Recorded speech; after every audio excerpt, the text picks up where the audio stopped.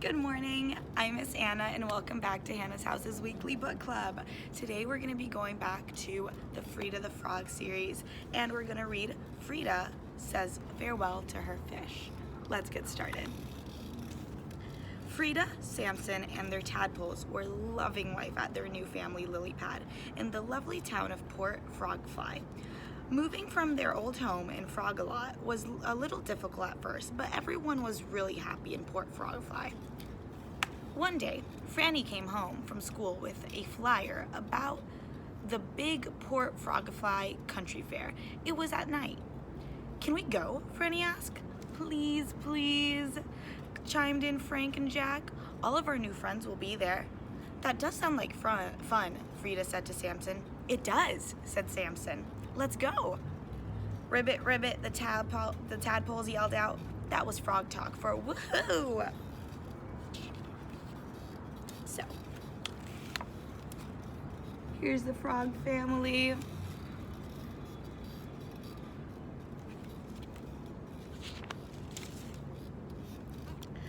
When they got to the fair, Franny, Frank, and Jack saw their tadpole buddies from school, Kyle, Emerson, and Maxine. Together, the group spent the day exploring the fair's crazy rides, games, and tasty food. It was so much fun. As the day came to an end, Jack wanted to play one last game.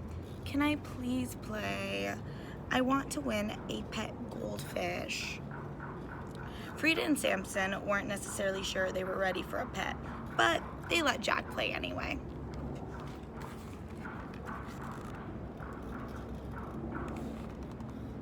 That looks like so much fun. Have you guys ever been to a fair? If so, what was your favorite game to play or your favorite ride? I have been to a couple of fairs in my life and I love the deep fried Oreos, I love the merry-go-round, and I love the balloon dart games. They're so much fun, but they're so hard.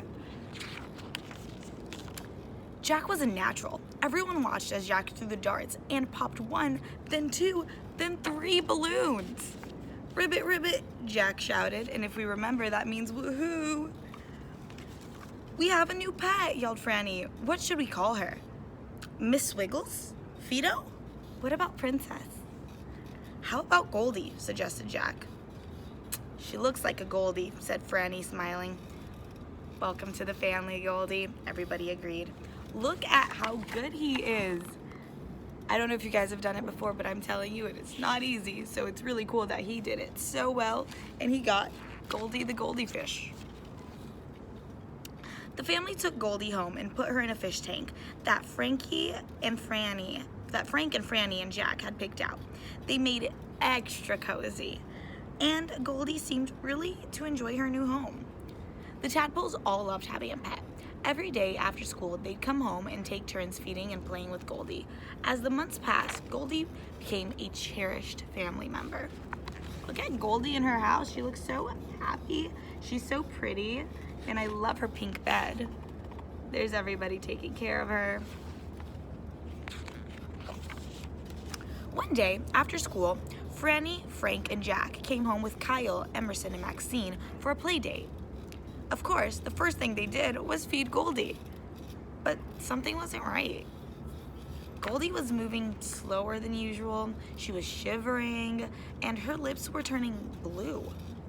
They immediately called their parents to let them know. Frida and Samson then called a pet doctor who told them to bring Goldie right away. Oh, I hit my frog leg.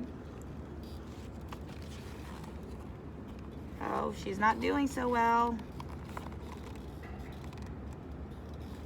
Let's see what happens.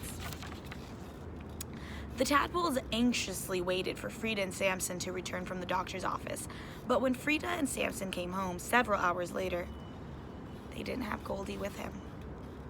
"She's very sick," Frida explained. "They're keeping her overnight to see if they can help her feel better." "How long will she be there?" Jack asked. "They're not sure," said Samson. "But we can go visit her tomorrow to cheer her up." Look how sad everyone is. Do you guys have pets? If so, what are your pets? I don't have a pet, but my roommate has a puppy and I love her so much.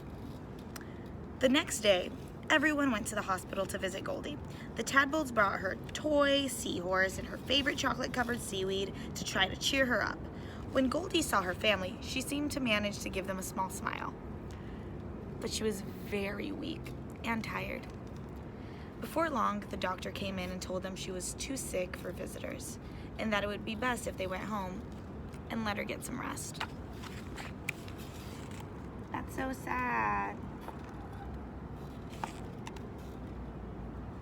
The doctor knows best. Let's see what happens. The phone rang early the next morning. No one had slept very well. Frida picked up the phone and the family gathered around it. It was the doctor. When Frida hung up the phone, she cried. The doctor said they did everything they could, but Goldie didn't make it through the night. Samson pulled Frida and the Tadpoles in for a tight hug. Everyone's crying. There's Frida picking up the phone. There's the family sad because Goldie passed away. That night at dinner, everyone was quiet. Frida and Samson tried to smile as they ate their favorite dinner of flies, but it was too tough for them. Losing Goldie is extremely difficult, said Frida. She really became a part of our family. This is a hard time for all of us, said Samson. Just know that you can talk to us, your grandparents, your friends, or your favorite teachers at school whenever you're sad. It helps to let your feelings out.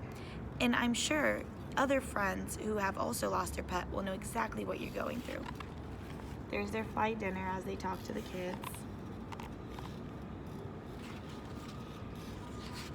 Fly milk. The next day at school, the Tadpoles told Kyle, Emerson, and Marnie the sad news. It's really hard to lose someone you love, said Kyle. We still miss our starfish who died last year, but it gets easier over time. When our pet jellyfish died, we all got together and shared our favorite memories before we said goodbye, said Emerson. That's a good idea, said Maxine. Be sure to remember all the good times you had with Goldie. There's pet starfish, pet jellyfish. When the Tadpoles came home from school, they told Frida about the conversation with their friends. We'd love to have a ceremony so we can say goodbye to Goldie, suggested Jack. What a great idea, said Frida.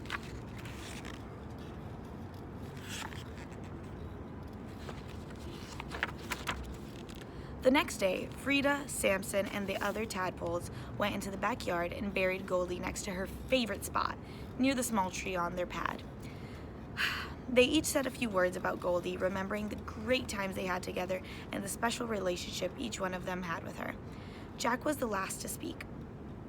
Goldie really helped make our new house feel even more like a home, and we are very lucky to have had her. The family then joined together for a big hug. Big family hugs as they said their final goodbye to their friend Goldie. There's where they buried Goldie, and there's their big family hug. So guys, I have a couple of questions for you, and have a parent answer them with you and email it to us at info@hannahs-house.org. My first question for you is, have you ever had a pet? I just told you guys I've never had a pet, but my roommate has one and I love it so much. If the pet is no longer alive, if you had one, were there things that you did to make it easier to deal with the loss? Do you agree that pets become part of your family? So I really love the Frida the Frog series and all the books that come with it. I have 2 more to read with you guys, but something that's really important from this book that I wanted to share with you guys is that we all experience loss, and it's okay to feel it and to know that you have your family, your friends, teachers, and people that are there to support and love you. If you're going through loss from a pet or anybody in your family or a friend, feel free to always remember there's someone there for you. Talk to your parents, talk to your siblings, talk to your teachers, talk to your friends. I hope you guys have a wonderful rest of your week, and I'll see you next week. Bye.